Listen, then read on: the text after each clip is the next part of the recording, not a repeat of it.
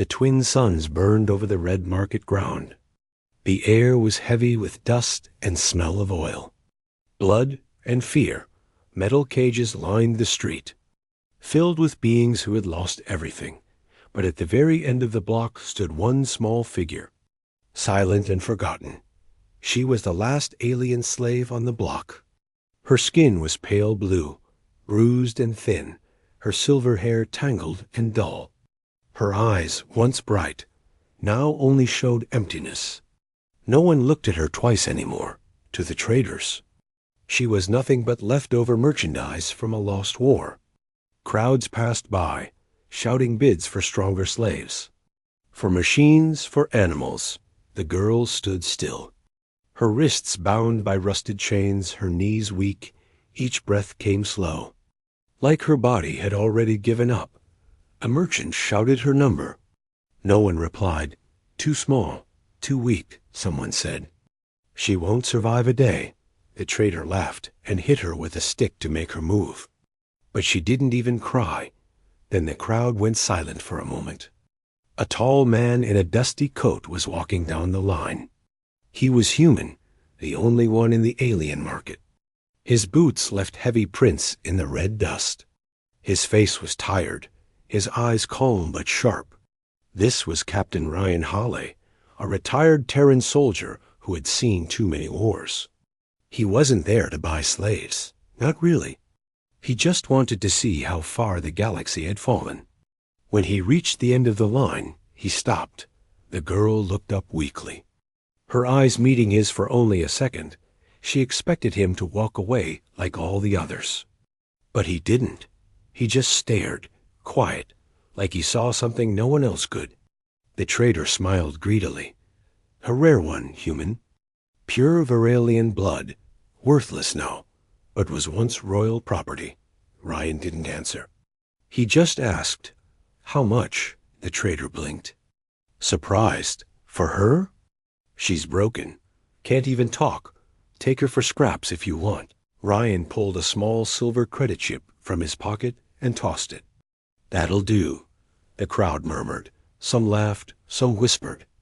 A human buying a slave was strange enough, but buying one like her was madness. The trader unlocked the chains and pushed her forward roughly. She fell to her knees. But Ryan knelt beside her, helping her up gently. "It's okay," he said quietly. "You're free now." She didn't understand the words. To her, humans were masters of war, not saviors. Freedom was a word she had never heard before. Ryan led her through the empty street, the crowd watching silently. Dust rose around their feet as they walked. The girl followed him because she didn't know what else to do. Her hands still trembled, waiting for the next order. The next hit, but no command came. Only quiet steps through the dying light, outside the city gates.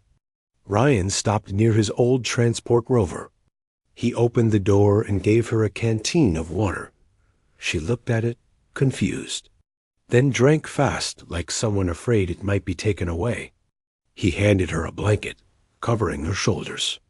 Her lips shook as she whispered something in her alien tongue, a sound like, "Why?" Ryan didn't answer right away. He looked at the horizon and said softly, "Because someone should." They traveled through the desert wasteland for hours.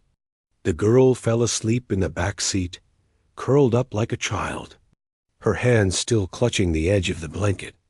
Ryan drove in silence, thinking about the war, about the things he had done. He remembered faces, battles, fire, and how peace never really came.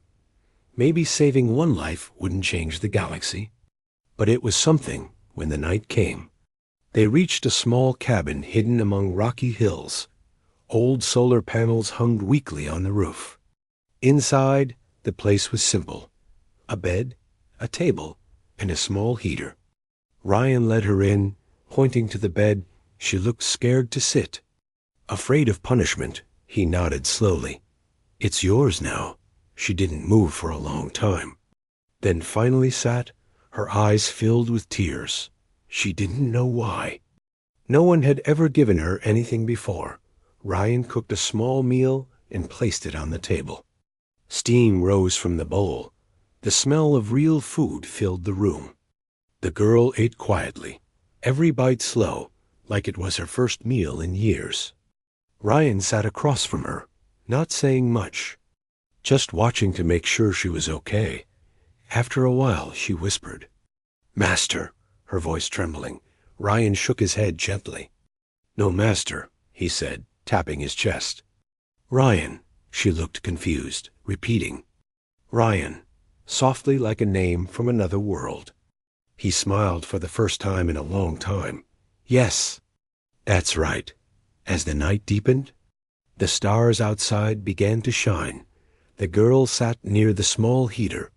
Her silver hair catching the warm light, Ryan cleaned his old rifle quietly, his thoughts heavy but calm, for the first time in years.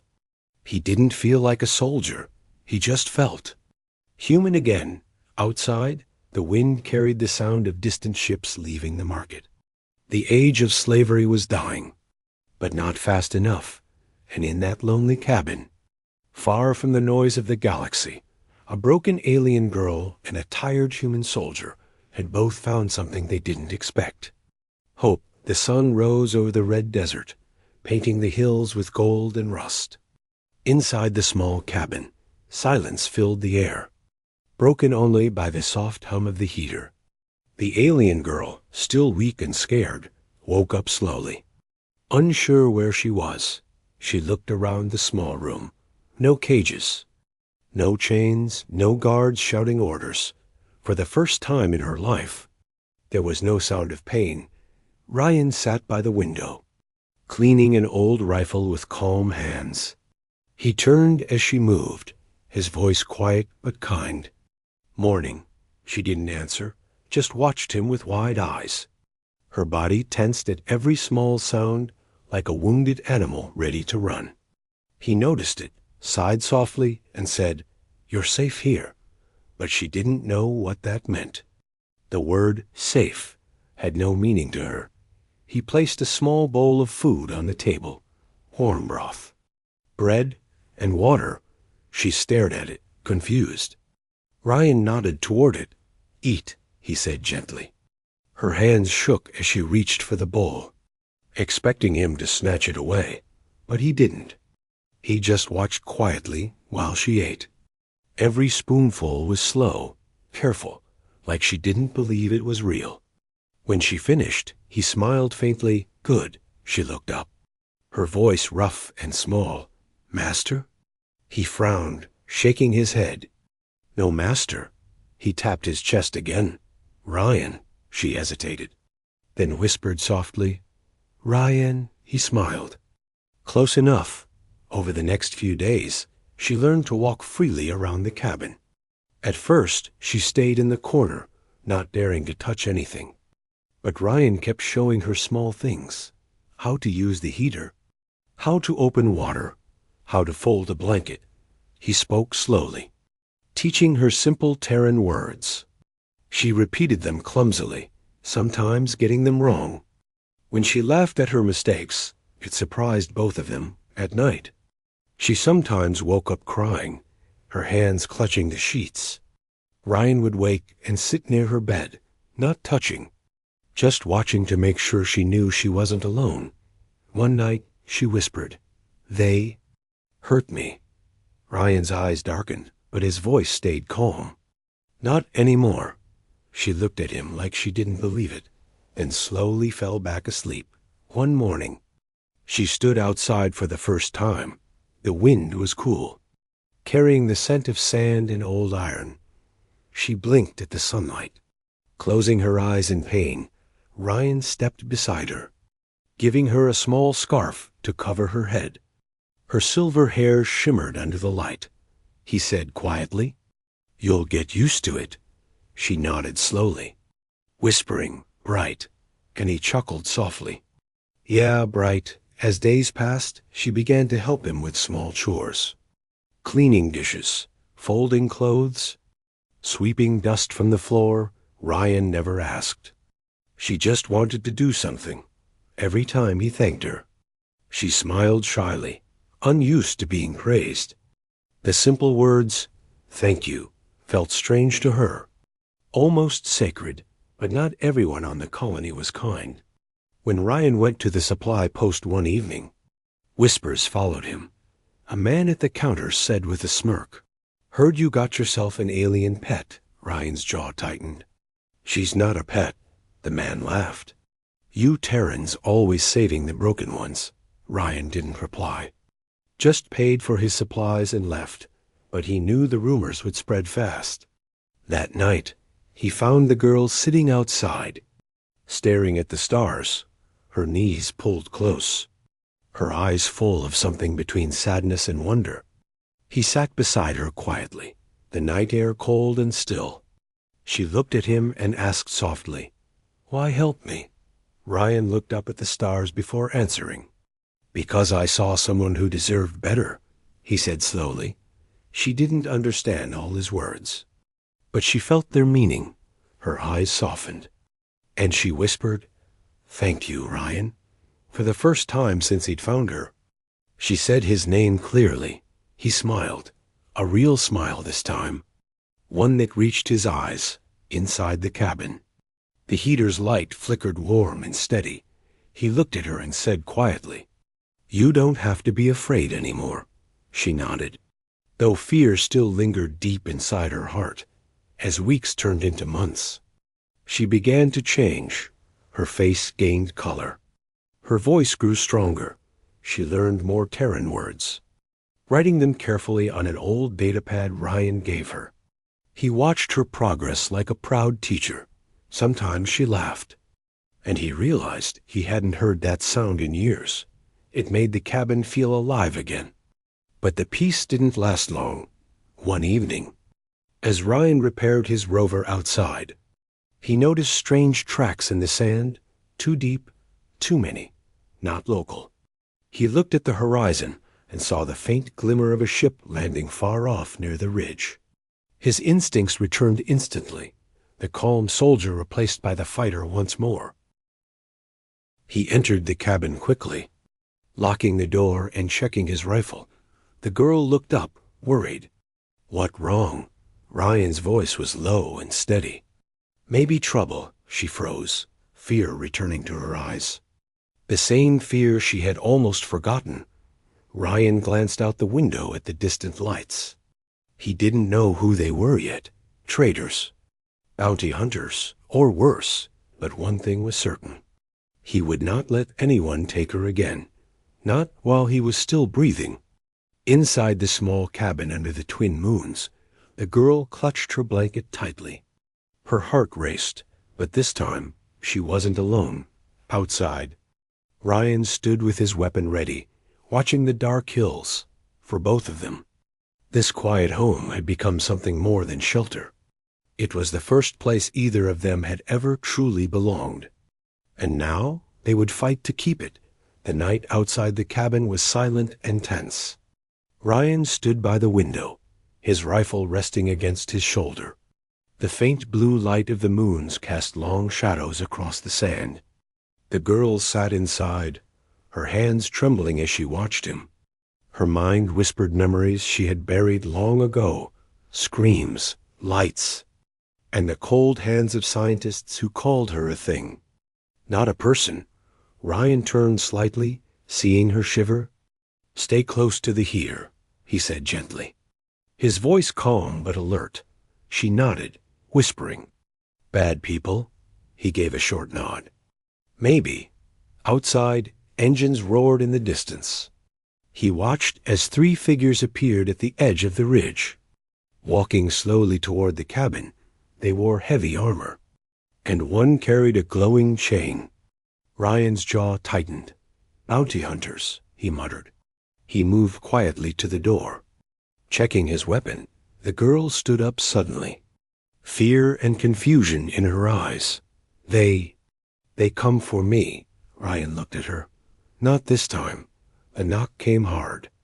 Shaking the door, a rough voice shouted, "Human, open up. Property of the Trade Guild is inside. Hand her over and walk away alive." Ryan didn't move, his eyes cold and focused. He whispered, "Stay low," then stepped toward the door. The moment he opened it, blaster fire flashed through the dark. Ryan dropped to one knee, returning fire with clean, precise shots. One bounty hunter fell instantly. The other two took cover behind the rocks. The girl covered her ears, tears running down her face. It was chaos again. The same nightmare she thought she'd escaped. Ryan shouted, "Run to the back room, stay down," but she couldn't move. Frozen in terror, the bounty hunters advanced. Firing again, Ryan rolled behind a barrel, his heart steady, his mind sharp. Years of combat training guided every move. He hit one in the leg, but the other managed to throw a stun grenade. The explosion shook the cabin. Throwing sparks across the floor, Ryan fell back, dazed, blood running from a cut on his forehead. Through the smoke, he saw one of the hunters reach for the girl. Her eyes widened, her body shaking violently as something inside her snapped. Light burst from her hands, bright, silver-white. The bounty hunter screamed as the energy hit him. Throwing him across the room, Ryan stared in shock. The air crackling with power, the girl fell to her knees, gasping, her veins glowing faintly under her skin. Ryan crawled to her side, grabbing her shoulders. "Hey, hey, breathe." Her eyes were wild, glowing silver like molten stars. She whispered, I didn't mean to." Ryan shook his head. "It's okay. You're safe." But deep down, he knew what that energy meant. He had seen it once before, during the war, in secret labs where the Varalians were turned into weapons. He looked at the fallen bounty hunters outside, the air still sizzling from the energy blast. The girl's power was real, dangerous and unstable. He carried her to the bed, wrapping her in a blanket as she shook uncontrollably. Her voice trembled. They made me do it before. I hurt people." Ryan looked at her gently. "You didn't hurt anyone. They did. They made you." Tears filled her eyes. "They said I was a monster." He touched her hand softly. "Then I guess I'm one too," he said with a faint smile, "because I killed plenty of monsters who deserved it." She looked at him for a long moment, then nodded slowly. In her heart, for the first time, someone's words didn't make her feel small. They made her feel seen. The next morning, smoke still rose from the burned sand around the cabin. Ryan buried the bounty hunters outside, his movements slow and thoughtful.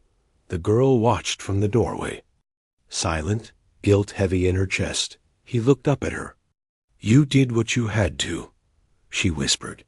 "More will come," he nodded. "I know." Later that day, he turned on the old transmitter to scan local signals. It didn't take long for him to find a coded message.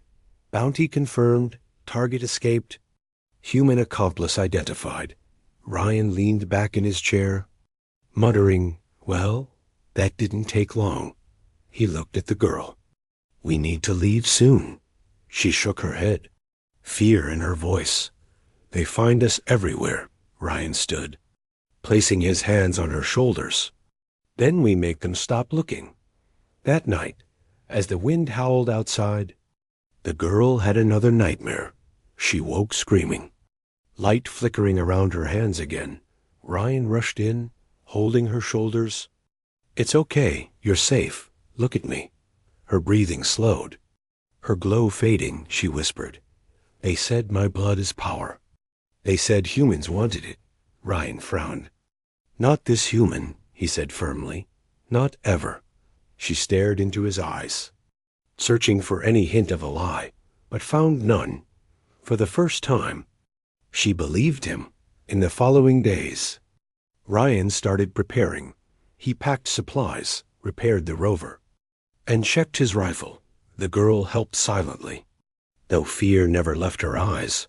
One evening, as they watched the suns set behind the mountains, she spoke softly. "My name," she said, pointing at herself. "It's Alara." Ryan looked surprised, then smiled. Ilara, he repeated. That's a beautiful name. She smiled faintly, whispering, You remember it. He nodded. I won't forget. As darkness fell again, Ryan looked out into the endless desert. The stars shimmered cold and distant. He knew more hunters would come, maybe even soldiers. But he also knew something had changed. The girl who had once been afraid to speak her name was now standing beside him. And deep inside, he realized he would do anything to protect her. Because somewhere between the fear, the pain, and the silence, she had become more than a responsibility. She had become family. The desert morning was quiet. Too quiet. Ryan stood near his rover, adjusting the solar panels, his mind heavy with worry. Every night he expected more bounty hunters. Every sound made him reach for his rifle. Inside the cabin, Ilara sat by the table, tracing her name again and again on the datapad. Her silver hair shimmered softly in the sun, but her eyes were full of fear. Ryan walked in and poured 2 cups of water. We leave tonight, he said simply. Ilara looked up. Where? Northridge. Old human outpost. We can hide there, he replied. She nodded slowly, trusting him completely now. But far above them, in the dark of space, their story was no longer a secret. The bounty report had reached the Interstellar Authority, and with it, a name, Captain Ryan Halley, a Terran soldier sheltering a banned species. The next day, a message came through the old CUN channel. The device crackled to life, a cold voice echoing in the small cabin. This is the Authority Enforcement Division. Captain Ryan Halley, you are harboring illegal bioweapon property. Surrender immediately. Ryan turned off the device without answering. Ilara's hands shook. They found us, Ryan nodded slowly. Yeah, but they'll have to come get us. That night, the stars lit the sky like silver fire. Ryan set up perimeter sensors and mounted his rifle near the window. Ilara helped quietly, placing power cells and ration packs in the rover. She was no longer the broken slave he had rescued. There was strength in her now, though she still feared what lay ahead. Ryan watched her and said softly, You've changed. She looked at him with a small smile. You too. Before dawn, a loud rumble filled the air. Ryan stepped outside and froze. 3 Authority gunships were descending through the clouds. Dust exploded around the cabin as the ships landed. Soldiers in black armor surrounded the house. Weapons drawn, a voice boomed through a loudspeaker. Ryan Hall, stand down, hand over the alien. Ryan looked back at Ilara, her eyes wide but calm. He whispered, Stay behind me. The soldiers moved closer. Forming a half circle, Ryan raised his rifle, shouting, You'll have to go through me. A commander stepped forward, his helmet reflecting the twin suns. She is a danger to every living world, he said coldly. She was made to kill, not love. Ryan's voice was sharp. She was made, yes, but she chose to live. The commander signaled, and the soldiers opened fire. Ryan dove behind cover, returning shots with deadly precision. The battle was fierce and loud, dust and plasma filling the air. Inside, Ilara felt panic rise in her chest. She could hear his grunts, his shouts, the endless firing. Memories of cages and experiments flooded her mind. And then, the rage, she stepped out into the open. Light glowing around her hands again, the soldiers stopped for a moment. Startled, Ryan turned, shouting, Ilara. No, but it was too late. A wave of silver energy burst from her body. The ground trembled as the soldiers were thrown backward, their weapons melting in their hands. The gunships shook, alarms screaming as circuits fried. Ryan shielded his face, feeling the power rush through the air like a storm. When the light faded, silence returned. The soldiers lay scattered across the sand. Their armor cracked and smoking. Ilara fell to her knees. Weak and shaking, Ryan ran to her, catching her before she hit the ground. She whispered weakly, "I didn't want to hurt them." He held her close. "You didn't. You stopped them, above them." One gunship managed to lift off, sending a signal before exploding in the sky. Ryan looked up, knowing what that meant. "They'll send more," he muttered. "They'll send everything." He carried Alara back inside, laying her gently on the bed. She looked pale, her skin dimming. Ryan touched her cheek. "Stay with me," her voice trembled. "If they come again—" "I will protect you," Ryan smiled sadly. "No, this time. We protect each other." The following days were tense. Ryan repaired what he could, built defenses around the cabin, and fortified the doors. Alara helped when she was able. Though her strength was fading, her body was not meant to release that much power. But even weak, she looked peaceful. One night, she asked quietly, "Why risk your life for me?" Ryan looked at her for a long time, then said softly, "Because somewhere along the way, you stopped being someone I rescued." She blinked slowly. "Then what am I?" He smiled faintly. "You're someone I can't lose. Far away." News spread across colonies and stations. A Terran soldier had defied the Galactic Authority for the sake of a former slave. Some called him a traitor, others called him a hero. But among the people who had lived under the Empire's cruelty, whispers began to rise. A human fighting for an alien's right to live. It was something new, something powerful. By the fifth night, Ryan knew the next attack would come soon. He sat by the fire, his rifle across his knees. Alara slept quietly beside the heater, her face calm. He looked at her and whispered to himself, "Let them come," because this time, he wasn't fighting for orders or medals or glory. He was fighting for something pure. He was fighting for love, and when the storm finally came, the galaxy would remember the name Ryan Hawai, the human who defied the Empire for the last alien slave. The night before the storm, the sky was too quiet. Ryan stood outside the cabin. Staring at the endless desert, the twin moons hung low, bathing the sand in silver light. He knew they were coming. He could feel it in the wind. Inside, Alara slept restlessly, her body still weak, her breath soft and uneven. He whispered to himself, "Just one more sunrise." But deep inside, he wasn't sure there would be one. At dawn, the silence broke. Distant engines roared across the horizon. A fleet of ships cutting through the orange sky. The Interstellar Authority had returned. This time with full force. Dozens of troopers, armored vehicles, and flying drones surrounded the valley. The message was clear. No more warnings. No more mercy. Ryan loaded his rifle slowly. His hands steady, he looked at Alara and said quietly, "It's time." She opened her eyes. Still weak but determined. "They want me," he nodded. "They'll have to go through me first." The soldiers advanced, their voices echoing through the valley. "Ryan Hall, surrender the alien or be destroyed." Ryan took his position by the door, his heart calm. He wasn't afraid anymore. He had already made his choice. He fired the first shot, the sound echoing across the dunes. Explosions followed, shaking the ground. Sand flying in every direction. Alara tried to stand, her legs trembling. Through the smoke, she saw Ryan fighting alone, a human against an army. Every shot he fired hit true. Every move was controlled. But there were too many. Drones swarmed the sky, firing plasma bolts that lit the night. Ryan took cover behind a broken wall. Reloading quickly, he shouted, "Stay down."